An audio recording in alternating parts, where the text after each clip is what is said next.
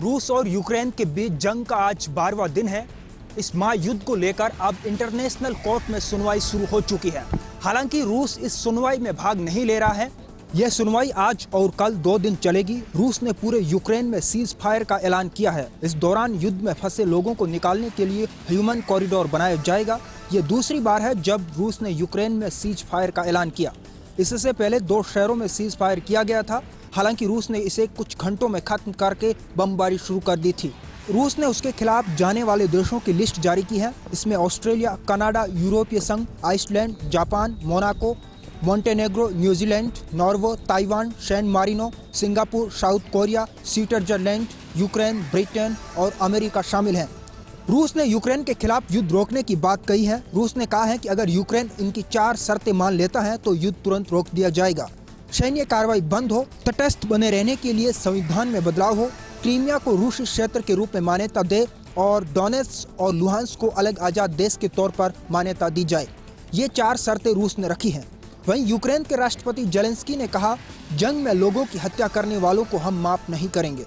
प्रधानमंत्री नरेंद्र मोदी ने यूक्रेन के राष्ट्रपति जेलेंस्की से बातचीत की। यह बातचीत युद्ध को लेकर करीब 35 मिनट हुई। इसके बाद पीएम मोदी ने रूस के राष्ट्रपति पुतिन से भी बातचीत की। युद्ध को लेकर पैदा हुए हालातों पर चर्चा की गई। राज्य मानवाधिकार आयोग के अध्यक्ष जस्टिस जी.के. व्यास बीकानेर दौरे पर रहे। यहां सर्किट हाउस में जस्टिस जी.के. व्यास ने मैराथन जनसुनवाई की। करीब 4 घंटे चली इस जनसुनवाई में 78 प्रकरणों पर विचार हुआ तो 30 नए मामले सामने आए। मानवाधिकार आयोग के अध्यक्ष जी.के. व्यास का कहना था कि लोगों की समस्याएं समझकर उन पर प्रशासनिक अधिकारी समय पर काम करें, ये जरूरी है। कुछ एक मामलों में व्यास ने नाराजगी जताई और कहा कि समय पर ये कार्य पूरे होने चाहिए। एक मामले में पेंशन कर्मी को लाभ नहीं दिए जाने को लेकर निर्देशित किया गया। यदि 6 सप्ताह में ऐसा नहीं हुआ तो संबंधित विभाग को ब्याज सहित रकम चुकानी पड़ेगी।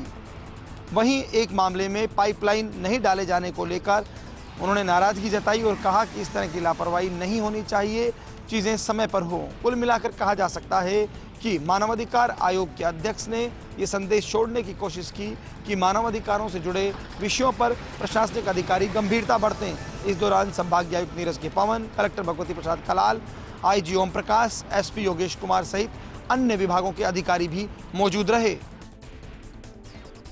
राजस्थान के दूसरे बड़े जिले जोधपुर में फायरिंग की घटनाओं ने पुलिस विभाग के अधिकारियों का सरदर्द बढ़ा दिया है। लगातार एक ही इलाके में फायरिंग की घटनाएं सामने आने के साथ ही पुलिस पर भी सवारियां निशान लगने शुरू हो गए हैं। माता के तान क्षेत्र में पहले भी फायरिंग की घटनाएं हुई हैं। आज सुबह जिस तरीके से माता के तान क्षेत्र में एक कमरे में रहने वाले 4-5 युवकों ने मोहल्ले में जिस तरीके से छोटी सी बात को लेकर विवाद किया और पिस्टल निकाल ली, धड़ करते हुए फायर किए गए हैं, उसमें एक व्यक्ति संतोष परिया नमक घायल होने के साथ अस्पताल में भर्ती कराए गए हैं। हालांकि फिलहाल जो हालत खतरे से बाहर बताई जा रही है, कुल मिलाकर के कहा जा सकता है कि पुलिस के नाक के नीचे जिस तरह के वारदातें हो रही है उसमें रात्रि गश्त के अलावा भी किराएदार जो रखे जाते हैं, घर में जो नौकर रखे जाते हैं, उनके प्रति सख्ती बरतनी होगी, क्योंकि किराएदार ही थे जो बीकानेर के हैं और यहाँ आकर रह रहे थे। उनके बारे में अभी तक बहुत गहराई तक पुलिस सुराग नहीं जुटा पाई है। लोग डरे में भी हैं और सहमे में भी है और ऐसी घटनाओं पर तभी अंकुश लग सकेगा जब पुलिस की लगातार नियमित गश्त के साथ साथ जो किराएदार है, मकान मालिक, उनका डाटा जब लेंगे या वो किस तरह की गतिविधियां करते हैं उस पर जब आम जनता भी नजर रखेगी तभी पुलिस कामयाबी तक पहुंचे, क्योंकि जनता और पुलिस मिलकर के जब कोशिश करेगी तभी ऐसी वारदातों पर अंकुश लग सकेगा। भ्रष्टाचार निरोधक ब्यूरो की राजस्थान में भ्रष्टाचारियों पर लगातार कार्रवाइयां जारी है। आज भिलवाड़ा में भी एसीबी ने भ्रष्टाचारियों पर शिकंजा कसते हुए 2 बड़ी कार्रवाइयां की और पहली कार्रवाई आज सिंध के नगर पालिका में कार्यरत अधिशासी अभियंता के खिलाफ की, जहां उन्हें 50,000 रुपए की रिश्वत लेते गिरफ्तार किया गया। इस कार्रवाई के दौरान उनके दलाल सुरेश चंद्र, जो कि उनके चालक के रूप में तैनात है, उन्हें भी गिरफ्तार किया गया। उधर एसीबी ने दूसरी कार्रवाई बदनौर थाने में की, जहां बदनौर थाने के हेड कांस्टेबल कैलाश चंद्र को 3,000 रुपए की रिश्वत लेते रंगे हाथों गिरफ्तार किया।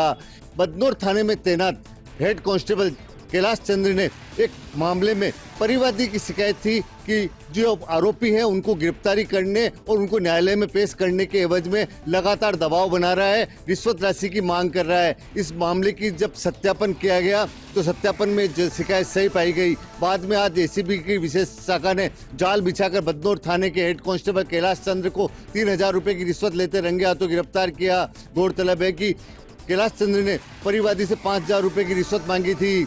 एसीबी की एक तरफ लगातार कार्रवाइयां जारी है।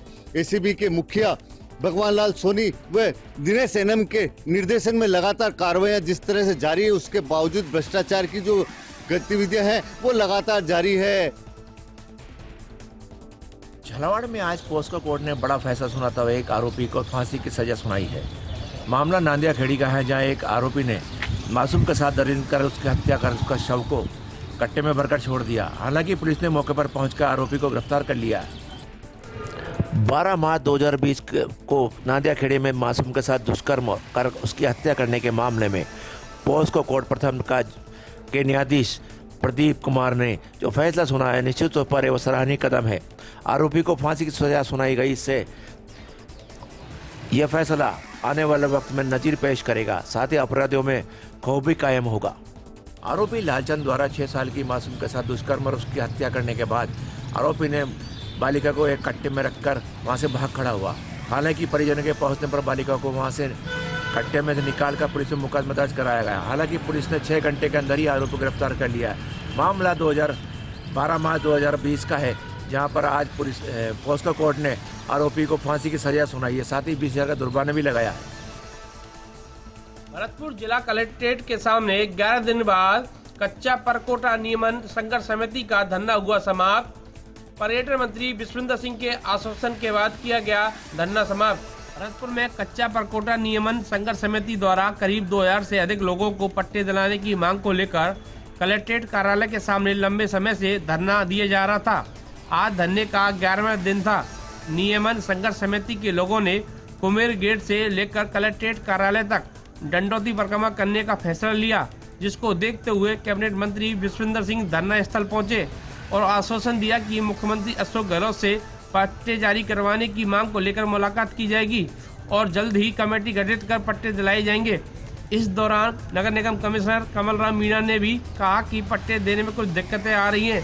सरकार अपने स्तर पर कुछ फैसले ले सकती है, जिसके बाद ही पट्टे जारी हो सकते हैं। प्रशासन शहरों के संग अभियान के तहत नगर निगम के द्वारा शहर में पट्टे जारी किए गए थे, लेकिन कच्चा परकोटा में पट्टे जारी नहीं हो पाए थे, जिसको लेकर लगातार उनके द्वारा धरना दिया जा रहा था।